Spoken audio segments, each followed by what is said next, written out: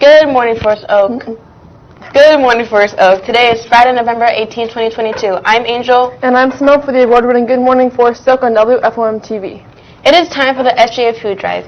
Each advisory will be competing for a free breakfast courtesy of the SGA for our annual food drive. We will have 3 winners, one of each grade level. The advisory with the most items will win.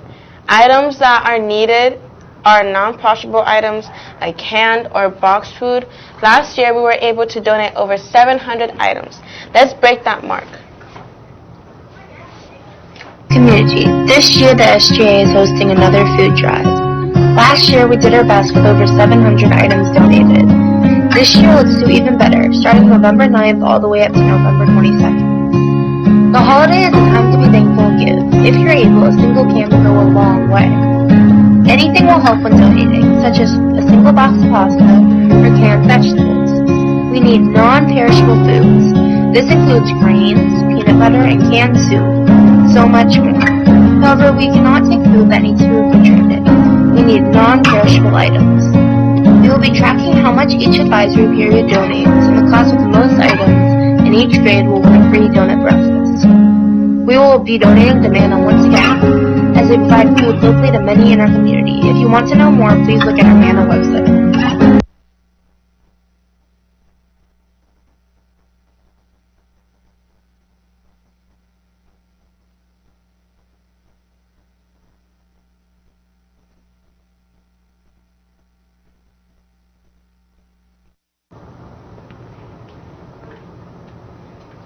From daysoftheyear.com, today is Use Less Stuff Day. In a world with rapidly diminishing natural resources, conservation is incredibly important. Use Less Stuff Day is all about reusing, patching up, recycling, and handing things down rather than throwing them away and buying new things. Here's a recap of the week's news events from Flocabulary.com.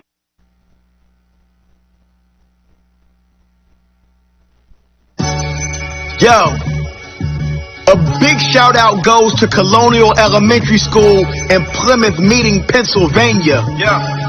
Flocab, is it just me or is time moving fast? It is. I just took off my Halloween mask and it's almost time to make a Thanksgiving plate. But before that, the weekend rap is today. We voted last week in the midterm elections. Results are coming in from the people's selections. The Democrats will maintain a Senate majority, a narrow one at that, after close call victories in Nevada and Arizona. Yep. Meanwhile, down in the state of Georgia, they're headed to a runoff, kinda like a tiebreaker. If the Dems win more majority in the chamber, it can go either way. And at the time of this recording, the Republicans are close to a House majority. From politics to science, we tell the whole story. The European Southern Observatory just released a photo of the Cone Nebula in stunning detail. The shot is quite stellar. A telescope took the photo from the desert of Chile, 2,500 light years away. That's how far into the sky they had to see. Before the camera flashed, did the scientists say cheese? And speaking of cheese, did you know that rats have rhythm and can keep a beat? In fact, scientists in Tokyo played music for them and found they had the traits sort of similar to humans. The Brooklyn Public Library has data on the books people like to read. They released a list of their most popular titles. The most borrowed book of all time was Where the Wild Things Are by Maurice Sendak. If you check it out, make sure to bring it back. The USPS is announcing stamp design in 2023 that will highlight American culture like they usually do. They got a lot coming, and it will include sailboats, snow globes, tulip blossoms, and Chief standing there. That sounds awesome. All-terrain wheelchairs are now in parks all over the country, and it's making activities like fishing and hunting being more accessible.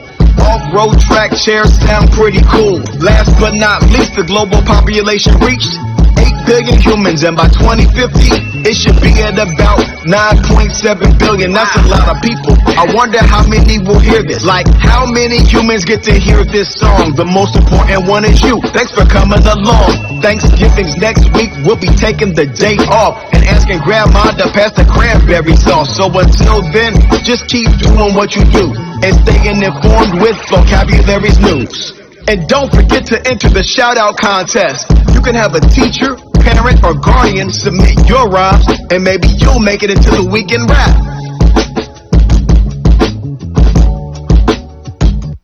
Here's the amazing, outstanding, incredible Mr. Kelly with some important school info. Thank you, Simone. No wonder you get straight A's. What's up, Forest Oak? Love my Cougar family. It's great to be here with you again. Before I get started, I do have a very important announcement to share. Attention, all Miss Coleman's facts classes. If you have Miss Coleman for Family and Consumer Sciences, also known as facts, today you will meet in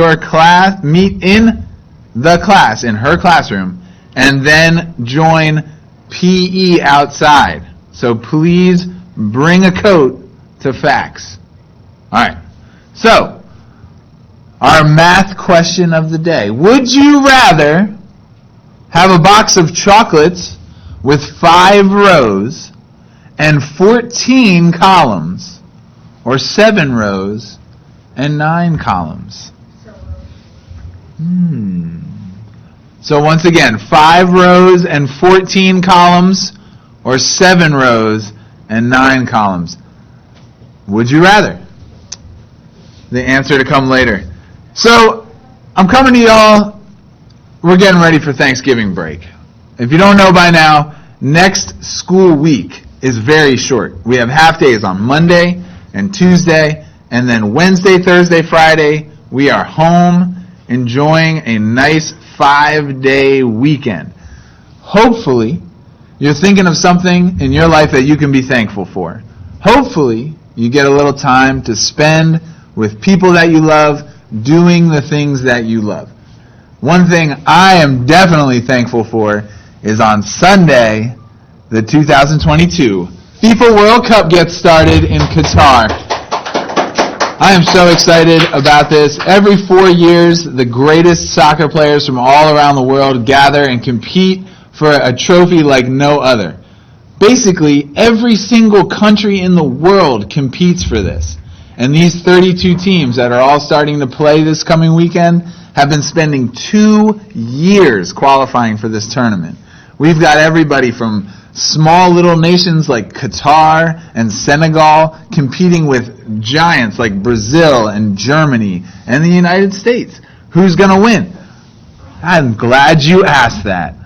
So France won last time, and they were really good. There really wasn't any doubt, I think, in 2018 who was going to win the cup because France dominated everyone. This year, it's a little bit more of an open field. Are Messi or Ronaldo going to prove in their last World Cups that they've been worth all the hype? If Ronaldo scores a goal, he is going to be the only man on the planet that has ever scored a goal in 5 World Cups. Think about that. That man's been so good at soccer that he's been in the World Cup for 20 years scoring goals. Okay? Messi, everybody's looking at him. Can he carry Argentina finally over the hump like Diego Maradona did back in the 1980s? Who knows? The U.S., let's just get that out of the way. We are not going to win the World Cup, guys. I'm sorry. Like, can we just, yeah, all right. Like, this is probably one of the best teams we've ever had, but we're young, and we've got a pretty tough group. We're not going to beat England. If we get out of the group, we're probably going to lose the first time we see any kind of competition. Love you guys, USA, all the way, but it's not going to be your tournament. Drum roll, please. Mr. Kelly's pick for the 2020 FIFA World Cup is going to be Brazil, y'all. All right? It's going to be Brazil. They're going to win. They're going to bring home the 6th World Cup, setting the record. They're going to get 6 stars up here above their crest.